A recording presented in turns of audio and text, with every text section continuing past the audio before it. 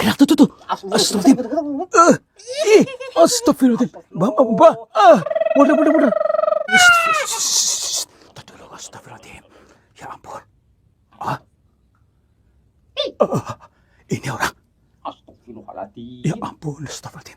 Itu banyak kecoanya. Astagfirullahaladzim. Assalamualaikum, Mbak. Mbak, ngapunten. Gimana nih? Yaitu adem, yaitu tenang, yaitu hening, ya. Yuk kita untuk berusaha untuk hening tenang di sini. Nah, dan di sini ada kolam, ya, kolam ikan mungkin ini ya. Dan kolam ini airnya tenang, teman-teman nih, airnya tenang. Akan tetapi banyak ikannya nih katanya ini. Sebagaimana kita manusia pun harus bisa tenang batinnya supaya rezeki betah. Nah, ini sebagai penggambarannya bahasa alam untuk kita lebih hening, lebih tenang, lebih pulang kepada kesadarannya. Jadi tenang, tidak pernah khawatir, tidak pernah panik. Makanya kalian tidak usah panik, nggak punya uang. Tidak perlu serepot itu untuk kerja keras. Santai saja, nanti pun rezeki akan datang sendiri dan betah di rumah kita ketika kita mau hening. Nah, ini bahasanya ya. Yuk kita lanjut ke lokasi berikutnya di yang di Jabaran alam semesta ini. Mudah-mudahan kita bisa betul-betul membaca ya, karena Tuhan itu sayang sama kita, selalu memberikan arahan, memberikan petunjuk, tetapi kita selama ini dungu ya. Dungu itu apa? Mudah putus asa, padahal itu adalah sebuah petunjuk buatmu. Ya, itu makanya setiap kejadian itu harus dibalas dengan positif. Jangan selalu negatif terus pikirannya, ya. Nah, yuk kita ke sini nih. Ada goa di sini kalau nggak salah lokasinya. Akan tapi rungkut sekali nih, karena ini sudah tidak jarang di jama orang nih. Sudah keadaannya seperti ini. Nah, ini awalnya dibentak ularnya nih. Hati-hati. Nah, ini lokasinya di Mahut nih teman-teman nih. Itu goa yang sudah rimbun sekali rumput liarnya di sini di depan goa, karena memang sudah jarang dirawat. Nah, ini mungkin ada makna juga, tetapi kita jangan terlalu detail untuk menceritakannya, mungkin akan jenuh kalian ya. Baik, yuk.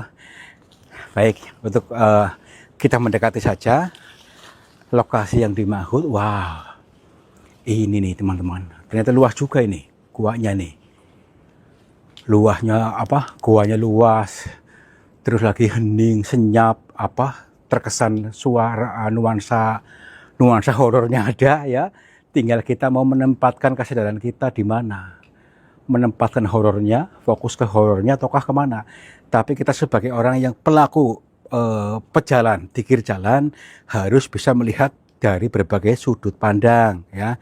Jangan terlalu kaku untuk melihat dari satu sudut pandang ya. Jadi nanti kita bisa betul-betul menilai mana baiknya. Assalamualaikum. Kula nuwun. Punten. Sampurasun kepada siapa saja makhluknya Allah, apapun wujudnya, apapun jenisnya, kami berdua mohon izin untuk memasuki gua ini, dan kami bertujuan untuk mencari pengalaman. Dan bila mana kami mengganggu ketenangan kalian, kami mohon maaf. Yuk, hati-hati yuk. Oh nih, ini ember sengaja disediakan oleh mungkin dulunya di sini orang yang melakukan bertapa di sini ataupun untuk keperluan lainnya, yaitu untuk cuci tangan, untuk berwudu, untuk bersuci dan lain sebagainya. Ini airnya nih, airnya dari sini nih, sumber dari netes dari alam nih, dari resapan batu, dan sehingga jatuh ke tanah dan dimanfaatkan oleh orang nih. Air suci nih dari alam ya, seperti air Zam-Zam, sama saja, cuman bedanya di Arab sama di Indonesia gitu. Assalamualaikum. Punten. Hah? Ini luas juga. ini nih seperti apa namanya ini tempat bertapaan ini, cuma ini apa longsor ininya nih, Iya. batunya ini nih kan jatuh nih. Coba Iya. ya ini sana ada orangnya enggak? Takutnya ada orang bertapa nih ketindihan ini. Siapa enggak? Ya iya. Tapi ini kotor sekali nih. Keadaannya seperti ada apa ini? Kotoran-kotoran kelelawar atau apa ini? Wow. Yuk. Assalamualaikum. Punten. Kok banyak aroma-aroma kotoran kampret. Yuk. Assalamualaikum. Ini apa ini? Apa itu? Ini kayak baju orang tapi ini. Baju petapa. Iya. Tadi dulu. Jangan-jangan beneran, Mbah. Jangan manjat ini ya. Tapi ini kayak ada rambutnya juga ini. Iya. Astagfirullahaladzim. Jangan-jangan Aduh. orang terpendam ini, jangan-jangan. Orang terpendam. Ini. Tapi gerak-gerak tuh. Astagfirullahaladzim. Astagfirullahaladzim. Mbah. Mudah. Tadi dulu, astagfirullahaladzim. Ya ampun. Ini orang. Astagfirullahaladzim. Ya ampun, astagfirullahaladzim. Itu banyak kecoanya. Iya. Astagfirullahaladzim. Assalamualaikum, Mbah. Mbah, ngapunten. Gimana nih? Tadi dulu. Kita terlanjur di sini. Mbah. Assalamualaikum. Gini. Kita sudah dikasih tahu tadi kalau bertemu apa-apa jangan lari, itu katanya. Ya udahlah. Mbah. Assalamualaikum. Sepertinya nggak dengar kita. Tapi kenapa tadi bangun? Mungkin apakah kita yang kurang sinkron, kita yang belum bisa nyambung dengan beliau? Mungkin kita harus ada metode lagi, yaitu untuk menyambungkan batin kita supaya kita betul-betul memahami ini. Assalamualaikum, Mbak.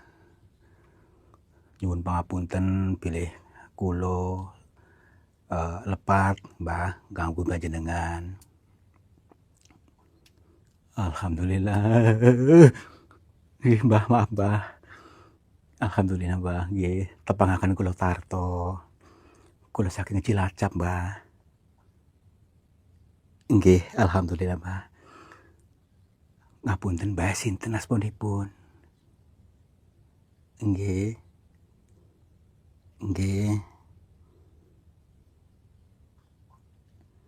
Mbah Hadi Sumarto. Mbah Hadi Sumarto namanya. Alhamdulillah, Mbah. Mbah sendiri tinggal di sini atau bagaimana, Mbah? Iya, tinggal di sini. Alhamdulillah, Mbah. Jadi begini, Mbah. Sebelumnya kami mohon maaf bila mana tadi sudah membangunkan jenengan. Kami tidak tahu bahwa jenengan itu tadi kirain bukan manusia. Nggih. Alhamdulillah. Jadi begini, Mbah, sowan saya ke sini yaitu lagi dalam perjalanan pikir jalan untuk mengkaji sesuatu yang disampaikan orang yang menurut kami itu belum akurat, Mbah. Kami masih penasaran maksudnya. Nggih. Jadi kami itu mendengar tentang gua ini yang banyak kisah-kisah yang apa namanya itu di luar nalar. Di sebagian orang yang mengatakan seperti itu. Nggih. Itu, Mbah, tentang tadi kolam di depan gua ini yang katanya itu ada ikan gaibnya.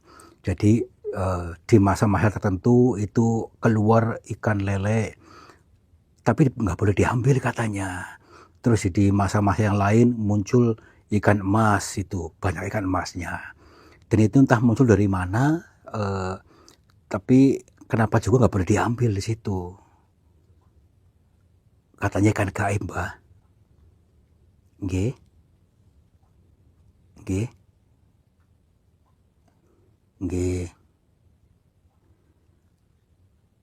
Ya itu, Mbah. Justru itu yang justru sangat kami butuhkan, yaitu tentang keterangannya. Barangkali Mbak bisa menerangkannya, menjabarkan semua ini, Mbak. Nggih, nggih, nggih. Heeh.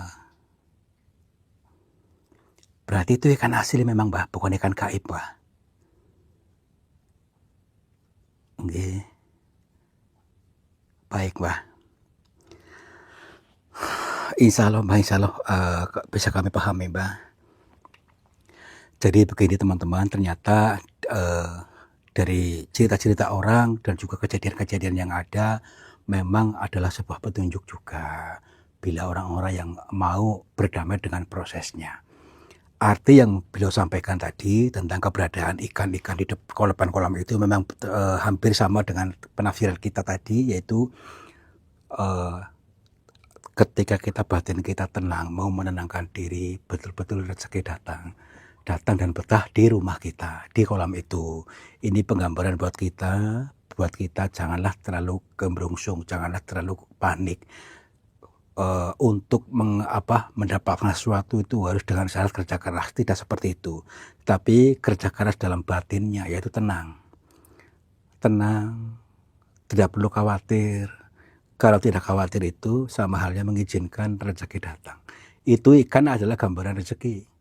Kita bisa rezeki apa saja, bisa rezeki emas, bisa rezeki apa saja datang ke kita dan betah di situ.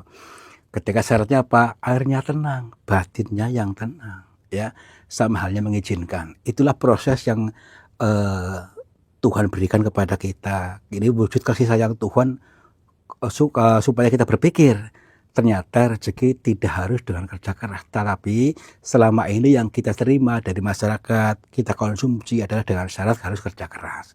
Ini adalah syarat mutlak. Ternyata dengan ketenangan batin, tidak berarti tidak harus kerja, tapi ini hanya sebuah bahasa batin, ya. Bahasa batin yang mencipta. Ini bukan berarti kita tidak harus kerja, tetap kerja. Nah, apakah Mbah ngapunten? Sebelum saya ini pernah ada orang yang ke sini bertemu dengan jenengan dan diberikan petunjuk seperti ini, Mbah? Nggih. Sudah banyak. Oh. Jadi katanya sudah banyak yang diberikan arahan, akan tetapi mungkin banyak orang yang belum mudeng, belum paham dengan petunjuk yang belum beliau sampaikan. Baik, Mbak. Nggih.